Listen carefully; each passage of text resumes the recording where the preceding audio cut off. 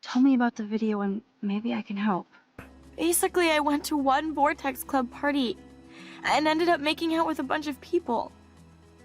And I have no memory of it.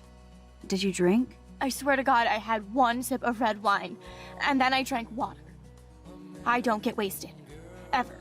I take a sip at church, and I don't end up on a viral video, okay? I remember getting sick and dizzy. Somebody was talking to me in a soft voice. I thought it was a doctor until I heard Nathan and felt a sharp sting in my neck. And that's all I remember. I don't know what happened. No spirit or devil could have prepared me for what you have done in that videotape. And like a Jezebel, you released your harlot image before God's eye. I will pray with my church for your soul to be saved from eternal hellfire.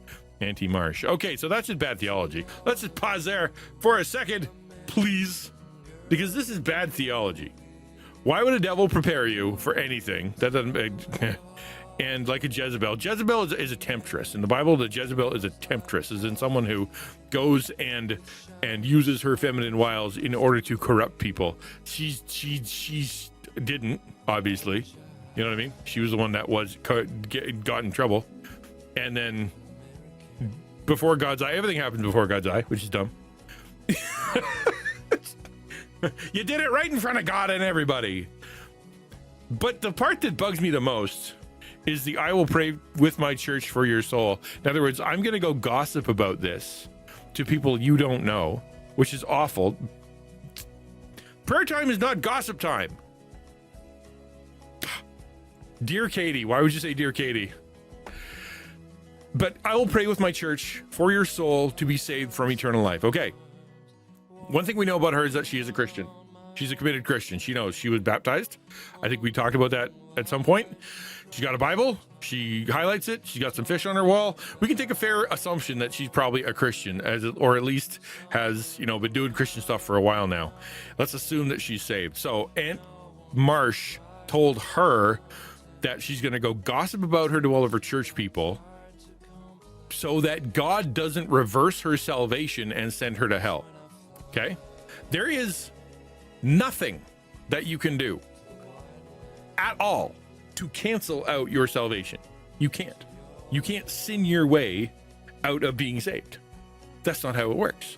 You can't good your way into being saved. That's the other problem, right? The idea that your actions can negate your salvation is insane. This is the worst. And why did it come on Bible paper or church cross paper?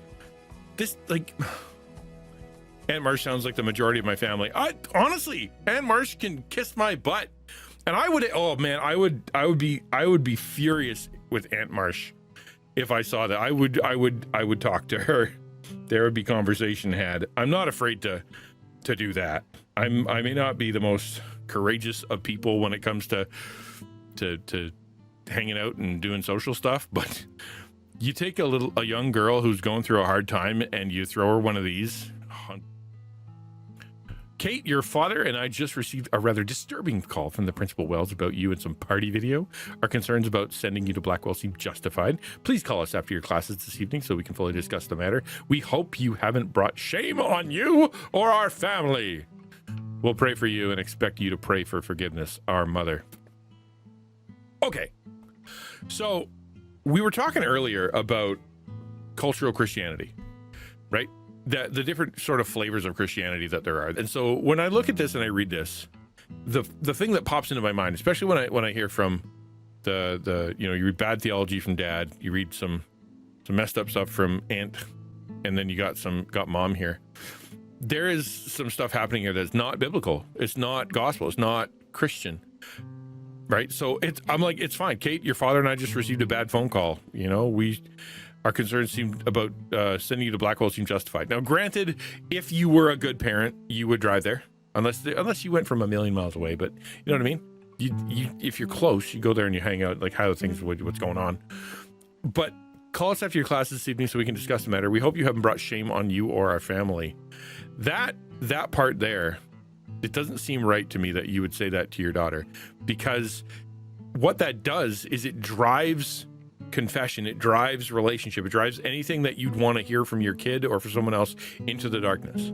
Because as soon as you admit it, their response is to say, shame, I shame you. You are bad, and your sin has affected me, and you should feel bad, and you should recompense me, blah, blah, blah. Like it ends up being something that actually drives people further away from God and further away from relationship, further away from confession.